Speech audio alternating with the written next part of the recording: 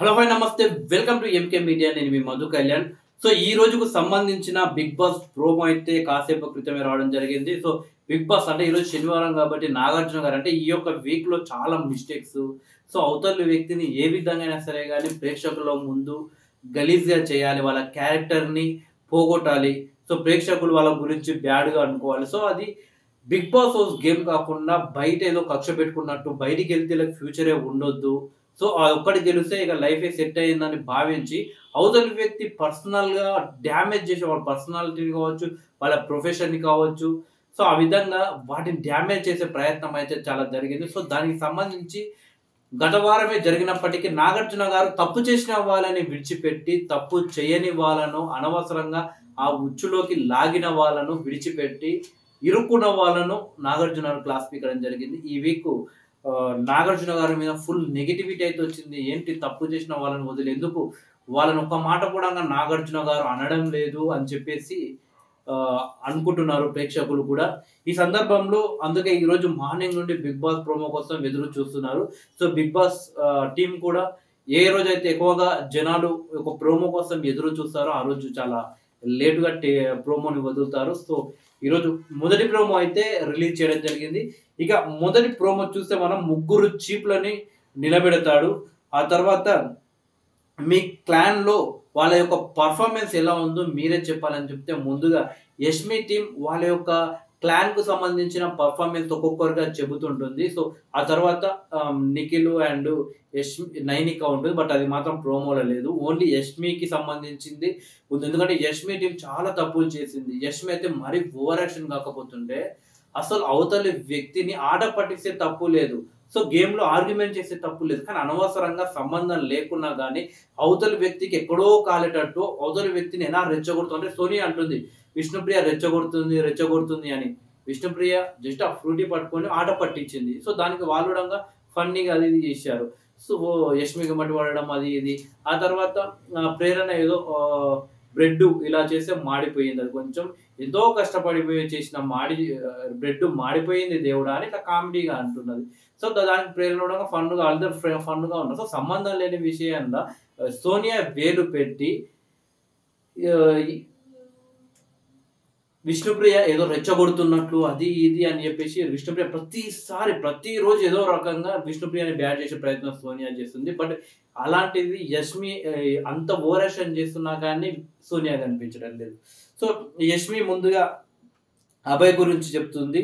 అభయ్ టాస్కులు బాగా ఆడాడు అని చెప్పేసి యష్మి చెబుతుంది. విష్ణుప్రియ నాగార్జున గారు ఉంటే నువ్వేమో టాస్కులు అభయ్ బాగా ఆడినంటావు, తోసేసాడని చెప్పేసి విష్ణుప్రియ ఏమనుకుంటుందో అడుగుదామని చెప్పేసి నాగార్జున గారు అడిగితే ఒకనొక సందర్భంలో నన్ను తోసేసాడు సార్, తను పుష్ చేశాడు అని చెప్పేసి విష్ణుప్రియ అంటుంది.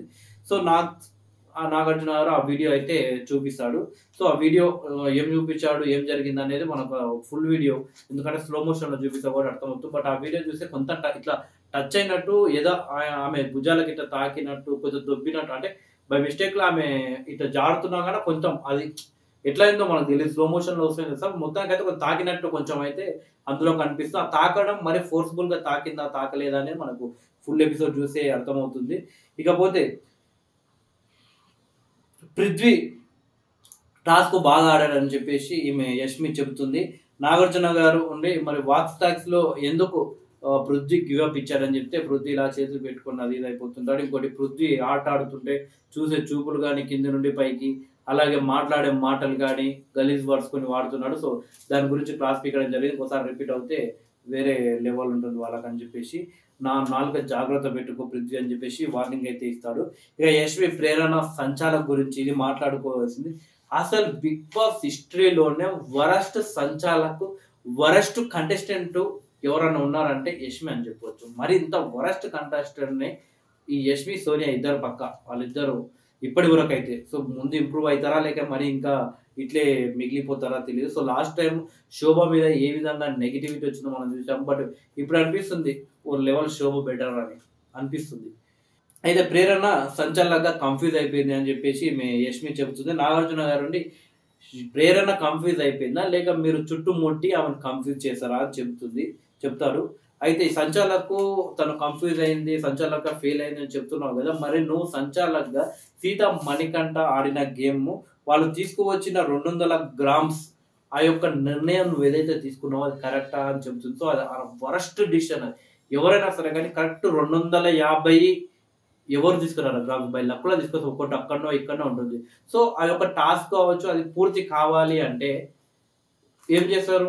దానికి నియర్ ఉన్న కాలిక్యులేట్ చేశాడు. బట్ ఈమె అలా చేయకుండా కావాలని చెప్పేసి గేమ్ ఆడింది. సో, తన క్లాన్‌కి ఎక్కడ ఇబ్బందొస్తదో అని చెప్పేసి ఆమె తొండాటలు ఆడడం మొదలుపెట్టింది. సో, గెలవడం గెలవడం ఇంపార్టెంట్. బట్ దానికోసం కష్టపడాలి. ఆ గెలుపు కూడా అర్థం ఉండాలి. మంచిగా అంటే రూల్స్ పాటించి ఏదైతే రూల్స్ పెట్టారో ఆ రూల్స్ ఫాలో అయ్యి ఆడితే తప్పు లేదు. కానీ ఎలాగైనా కానీ గెలవాలి. ఎలా గెలిస్తే ఏంది? గెలిచామా లేదా అని ఆలోచిస్తుంది. బట్ ఆ గెలుపుకు ఎలా గెలిచావు? నీ తప్పు ఉందా? లేదా? ప్రేక్షకులు ఏమనుకుంటున్నారు? ఇవన్నీ ఆలోచించకుండా యష్మి అయితే ఆడుతుంది. సో, వీకెండ్‌లో ఇలా క్లాసులు పీకుతారని చెప్పేసి కూడా ఆలోచించకుండా అంటే ఫస్ట్ వీక్ ఆమె ఎన్నో తప్పులు చేసినప్పటికీ నాగార్జున గారు ఒక మాట కూడా అనలేదు. యష్మిని కావచ్చు, సోనియాని కావచ్చు. అందుకోసం ఆమె ఇంకా రోజు రోజుకు రెచ్చిపోతుంది. నిన్నైతే మన నబిల్ తను ఆడుతున్నప్పుడు కూడా ఏ రకంగా రెచ్చగొడుతుందంటే అసలు ఇంకోటి సోహెల్ అప్పుడున్న సోహెల్ లాంటోడైతే మీదికే పోయేటోడు ఇగ. సో, ఆ రకంగా అయితే యష్మి వరస్ట్ గేమ్ ఆడుతుంది. మొత్తానికైతే మన నాగార్జున గారైతే యష్మికి క్లాస్ పీకినట్టయితే ఈ యొక్క ప్రోమోలో మనకు కనిపిస్తుంది. అయితే ఇంకొకటేందంటే నాకు ఆ టీమ్‌లో ఓన్లీ 5 మెంబర్సే ఉన్నారు సార్. అందుకే ఆ క్లాన్ గెలవాలి అనుకుంటున్నాం. వాళ్ళ ఫుడ్ కోసం అందుకే అనుకుని అట్లా చేశాం. మరి ఈ ముందే చెప్పాలి కదా! సో, ఆ రకంగా తన మీదకొచ్చేసరికి ఏదో ఒక రీజన్ చెప్పి కవర్ చేసే ప్రయత్నం ఈమె యష్మి కావచ్చు, సోనియా కానీ రోజు చేస్తూనే ఉంటారు. సో, నామినేషన్స్‌లో కావచ్చు, ఇది ఇప్పుడు వీకెండ్ వస్తే నాగార్జున గారి ముందు కావచ్చు. సో, ఈ మొత్తానికైతే యష్మికైతే ఓ లెవెల్‌లో క్లాస్ పీకినట్టు తెలుసు. బట్ సోనియాకి క్లాస్ పీకారా? పీకలేదా? అనేది ఇప్పుడు ట్విస్ట్ ఈ ప్రోమోలో కనిపించలే. ఇంకొక ప్రోమోలో చూస్తే తెలుస్తుంది.